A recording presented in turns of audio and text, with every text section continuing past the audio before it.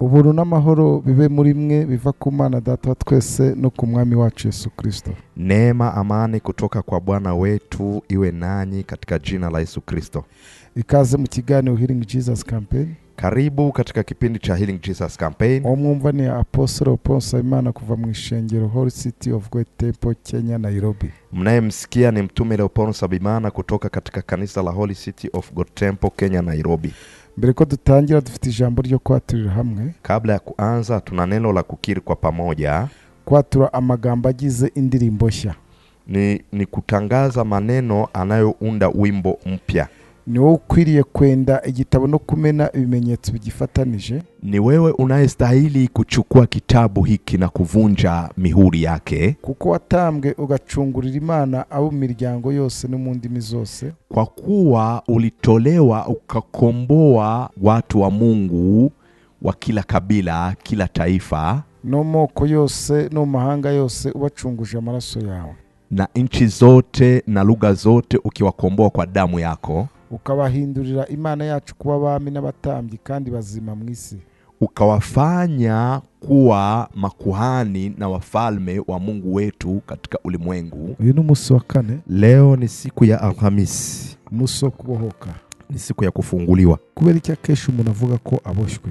Kwa nini mtu anasema kwamba amefungwa? Nuko hari ibintu ashaka kugeraho ariko bikanga. Ni kwamba kuna malengo huwa anataka kuyatimiza lakini anashindwa. Yes, ara hano ushaka kugera bikanga. Kuna mahali huwa unataka kupafikia lakini inakuwa vigumu kufika mahali hapo. Hariho kugorana ku bintu uba ubona mu buzima bwawe. Unajua kuna usumbufu, utata uliopo katika maisha yako. Twavuze ko akesha bizera twakira amasezerano y'Imana. Kumbuka tulisema sisi wenye imani tumepokea maagano ya Mungu. Ariko ntabwo twishyuye kuri ayo masezerano. Lakini maagano hayo na sisi hatujajibu. Imana ivuganye nawe, Mungu anapozungumza na wewe, ni byiza nawe kuyisezeranya icyo uzakora ibyivuze n'ibyasohora. Ni vizuri na wewe kuweka ahadi naziri alichokisema kitimia na wewe utafanya nini? Mbegu zitwara gute?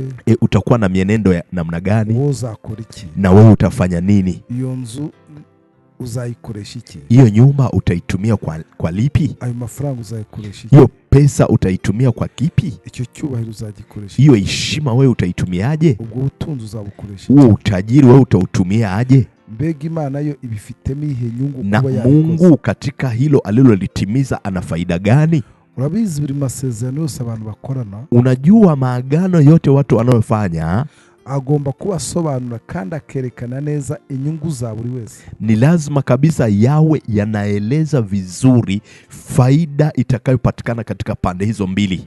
Wewe rero ushaka kuungukira ku Mana nta kikungukako. Sasa wewe unataka kufaidika kwa Mwenyezi Mungu na Mwenyezi Mungu asifaidike kwako. Icyo kintu kibagirwa. Hilo kabisa wewe lisahau. Rero uyu munsi usubira inyuma wibuke iby'Imana yavuze. Na leo sasa rudisha akili nyuma ukumbuke Mwenyezi Mungu alichokinena na wewe. Nawe uyereke inyungu izagira muri ibyo bintu. Alafu na wewe umuonyeshe Mwenyezi Mungu faida atakayoipata katika baraka hizo. Na uzatangira kuona amasezerano ajya mu. Hapo sasa ndipo utaanza kuona yale maagano yakitimia kwako. Yakobo ni urugero rwiza.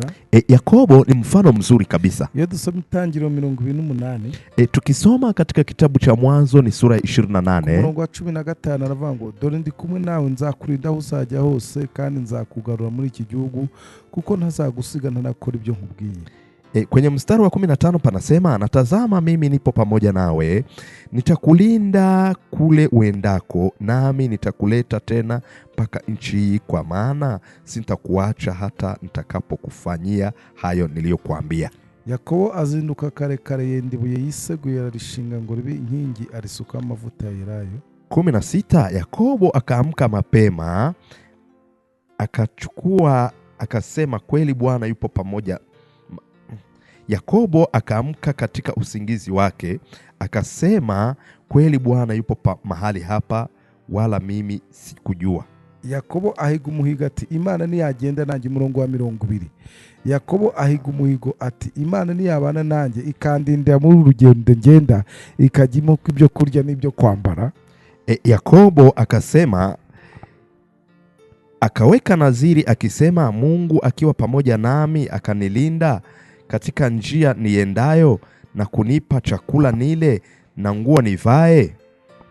umurongo wa 21, ikangarura kwa data amahoro, Uwiteka azaba Imana yanjye. 21, akanirudisha kwa baba nyumbani, ndipo Bwana atakuwa Mungu wangu. 22, n'ibuye nshinze nk'inkingi izaba inzu y'Imana, kandi kubyo uzajya byose sinzabura kuguha kimwe mu 10. 22, na jiwe hili nililolisimamisha kama nguzo litakuwa nyumba yangu, na katika kila utakaponipa hakika nitakutolea wewe sehemu ya 10.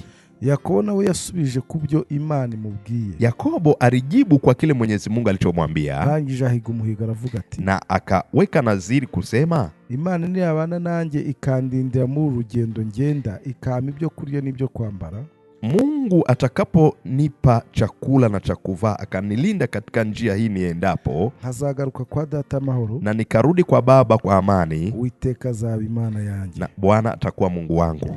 Icyambere, Uwiteka azaba Imana yanjye. Cha kwanza, Bwana atakuwa Mungu wangu, birenze kuba Imana ya data na sogokuru Aburahamu, ahubwo azaba Imana yanjye. yani ni zaidi ya kuwa Mungu wa babu yake Ibrahim na Isaka, bali atakuwa ni Mungu wake.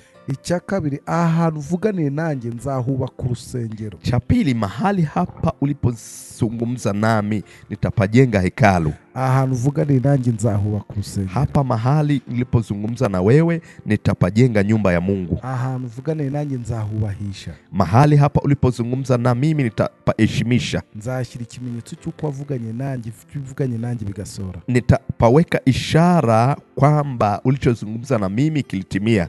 Icya gatatu, kubyo uzampa byose sinzabura kuguha kimwe mu 10. Na cha tatu, utakalonipa hakika nitakutolea wewe sehemu ya 10. Icya 10, nk'imbaraga zikomeza kuguhuza n'Imana yavuganye nawe. Sehemu ya 10 ni nguvu inayoimarisha yale mawasiliano mliyofanya na Mungu. Ni ikimenyetso cyerekana ko Imana wagize ya mbere mu buzima bwawe. Ni ishara inayoonyesha kwamba Mwenyezi Mungu umemfanya first priority katika maisha yako. Kandi ikimenyetso ni ukwereka Imana ko ibyo ugeraho byose ariyo yabigizemo uruhare. Ni kumwonyesha pia Mwenyezi Mungu mafanikio yako yote Mungu ndio muhusika namba 1. Ni ukugaruka ukavuga ngo bya bindi wavuze wabikoze. Ni kwamba umerudi kusema yale uliyoyanena umeyatimiza. Rero icyo ni ibintu abantu bibagirwa mu buzima bwabo. Sasa hili ni jambo watu katika maisha yao huwa wanalisahau. Yakobo Imana imaze kuvugana nawe. Yakobo Mwenyezi Mungu alipomaliza kuzungumza naye, aravuga ati, nanjye ndakubwira aho uzungukira. Nami ninasema nitakwambia mahali utakapo faida kwangu. Niyo mpamvu Imana yasoje buri jambo ryose yavuze kuri Yakobo. Ndio maana Mwenyezi Mungu akalitimiza neno lote alilolizungumza kwa Yakobo. Yakobo agarutse yubaka inzu y'Imana. Na Yakobo aliporudi akajenga nyumba ya Mungu. Niyo mpamvu n'uyu munsi Beteli, ndio maana hadi leo Betheli harakitwa inzu y'Imana. kunaitwa ni nyumba ya Mungu. Harakitwa inzu y'Imana. Kunaitwa ni nyumba ya Mungu. So kandi isezerano rya Yakobo ryarakomeje. Tena agano la Yakobo liliendelea. Igihe cyose Imana ivuganye nawe, Mwenyezi Mungu anapozungumza na wewe, jisubiza kubyivuze, uwe unamjibu kwa lile alilolinena na wewe, umwereke nawe ibyo azunguka kuko yagukoreye, na umuonyeshe atakachokifaidika kwa kuwa amekutendea na wewe. Imana ikubwira ngo izakurinda. Mwenyezi Mungu atakapokuambia nitakulinda, ugomba kuhakikisha impamvu izakurinda ibyungukiramo iki. Na ni lazima uhakikishe kabisa sababu ya kukulinda Mungu anafaidika nini. Niba unyumva ukaba uzi ko hari ikintu wakora nta nyungu uri bukibonemo, ni kama wewe na wewe unanisikiliza ukajua kwamba kuna kazi unayoweza kuifanya bila kuona faida, umenye ko ubwo Imana nayo izabikora na ujue kwamba na Mungu atafanya. Ariko niba nta kintu na kimwe wakitaho kidatanga inyungu, lakini ukijua ya kwamba hakuna kazi wewe unaweza kuifanya bila kupata faida, umenye ko Imana itazakora iryo kosa, na ujue kabisa na Mwenyezi Mungu hawezi kufanya kosa hilo la kufanya kazi bila kupata faida. Reka nkubwira akantu kamwe. Wacha nikwambie jambo moja. Kerekana ko Imana ikunda inyungu. Cha kukuonyesha kwamba Mwenyezi Mungu anapenda faida. Imana ngo yakunze abari mu isi cyane. Mwenyezi Mungu amewapenda waliopo ulimwenguni mno. Ishatse kubagura. Alipotaka kuwanunua, atanga umwana wayo umwe. Akapeana mwanawe wa kipekee. Niyo mpamvu Biblia ivuga ngo yaratuguze. Ndio maana Biblia inasema ametununua. Kuva muri Yesu Kristo. Kutoka ndani ya Yesu Kristo. Yunguka abantu b'isi yose. Na akapata faida ya ulimwengu wote. So niyo mpamvu burya Imana n'umucuruzi wa mbere. Ndio maana Mwenyezi Mungu ukitizama vizuri kabisa ndio mfanyabiashara namba moja. Biashara ni ya mbere. Yaani Mungu kwenye biashara ni namba moja. Mungu hakuna jambo analifanya bila kuona faida. Tuzakomeza. Tutaendelea hapa. Kumbuka ile namba ya simu gutanya +254 +254 742 Fata nanjye gusengera isengesho. Omba pamoja nami. Nukuri kugirwa neza n'imbabazi bizanyuma y'imisi yose nyiriho, nanjye nzamunzu w'iteka ryose. Amen. Hakika wema na fadhili zitanifuata siku zote za maisha yangu, nami nitakaa nyumbani mwa Bwana milele. Iteka gumugisha kurinde. Bwana akubariki na kukulinda. Iteka kumurikishiza maso akugire neza. Bwana akuangazie nuru za uso wake na kukufadhili. Bwana akuinulie uso wake na kukupa amani kwa jina la Yesu. Amen. Shalom. Shalom.